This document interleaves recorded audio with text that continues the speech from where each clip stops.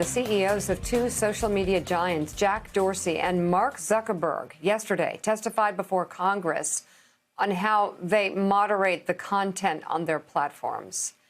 Republican senators such as Ted Cruz of Texas spent the bulk of their questioning drilling down on the alleged censorship of conservative views, while Democrats focused on the prevention of hate speech. Both parties agreed that the platforms have been inconsistent in how they monitor their content and decide on what is excluded when.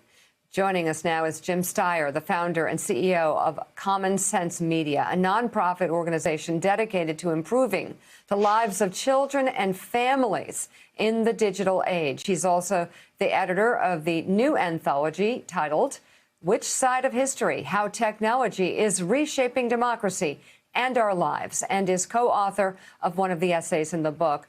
Let's start there, shall we? I often take a look at the disinformation and try and understand why some voters during this election season are embracing disinformation. And I always come back to Facebook and to disappearing ads and to information that's out there out of context.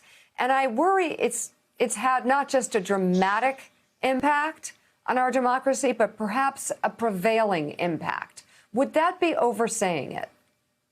No, I think you're exactly right, Mika. I mean, it's pretty incredible to see the impact that technology platforms, but particularly Facebook and Instagram, have had on our democracy and our democratic norms and institutions. And it's pretty amazing. And we are at a transformational moment, I think, as a country in whether or not we're going to hold companies like Facebook accountable. And it's one of the major issues facing the incoming Biden administration is, will they have a tech agenda that holds tech companies accountable for things like misinformation and hate speech on their platform? And I think you're going to see a Biden administration do that, and that's going to be an incredibly important step forward. Hey, Jim, it's Willie. Good to see you this morning. So you talk a lot about Section 230. You'd like to see it repealed. Yep. You actually share that view with the President of the United States. I think a lot of times we talk in shorthand. So let's take a step back. What is Section 230? Why is it significant? And why do you think we ought to get rid of it? It's a small section of the Communications Decency Act of 1996, and it's essentially a get-out-of-jail-free card for Facebook and other social media platforms. It gives them essentially blanket immunity from liability for anything on their platform. And that simply has to be changed, whether it's from a kids and family standpoint or from a misinformation, disinformation democracy standpoint. So that has to be on the table. And actually, as you saw in the hearing yesterday, Congress people on both sides of the aisle want to revise or remove Section 230 just for different reasons. So that's a huge issue, Willie. And Zuckerberg should be in the crosshairs for this because he and Facebook have been the biggest problem by far. So, Jim, how do you go about policing Facebook with a couple of billion users on this platform? Yeah. It's a game of whack-a-mole. They can try to design algorithms that will find hate speech, but you have to define hate speech. What is it? Where do you begin to tackle this problem just with Facebook alone?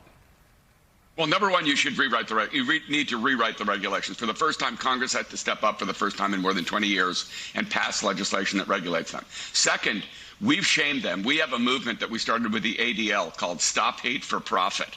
And basically, it led to an advertiser boycott of over 1,000 advertisers and a lot of public shaming of the company for the fact that they were openly impacting the election by providing disinformation to tens of millions of voters. So I think it's both legislation, public shaming, and holding the leaders of the companies accountable. It's absolutely imperative. But second, I think you're going to see antitrust cases against Facebook from state attorneys general and the Federal Trade Commission in the coming weeks, and that will also have a big impact on them. We need a full court press on the tech industry to make sure that they are on the right side of history. Because right now, Mark Zuckerberg and Facebook are on the wrong side of history, and we're all paying the price for that. Jim, Mike Barnicle's here with a question for you. Mike? Hey, Mike.